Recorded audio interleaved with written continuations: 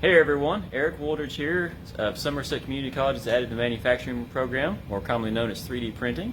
Hope everyone has been healthy and safe at home. This has actually sort of been my home for quite a few weeks during COVID, as we have been tasked with producing thousands of face shields for first frontliners and first responders. So one of the cool things about 3D printing technology is the ability for it to produce anything, and it can be things out of metal, it can be things out of plastic, and so it was not a big deal for us to fire up these printers and start making the face shields as opposed to the normal products or the mechanical components we made. And as you can see behind me, boxes upon boxes of face shield components, and all of that got assembled into making the face shields.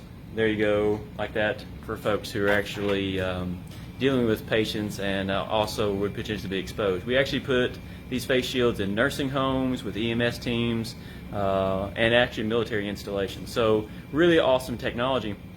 And these are desktop units, so these low-cost 3D printers were used to actually protect people's lives during COVID-19. And that's part of our program here at SCC, is to actually teach folks how to use this stuff effectively and how to transition from one thing to the next. We actually offer a certificate program to make it possible for folks who are just out there who want to help, to learn how to use the technology, use it in their homes, use it in everyday life, and learn it quickly and effectively and do some amazing things with it.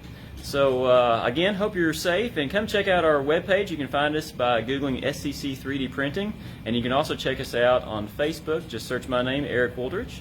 And also you can find us on you can actually find us on YouTube by searching for the Additive Guru channel.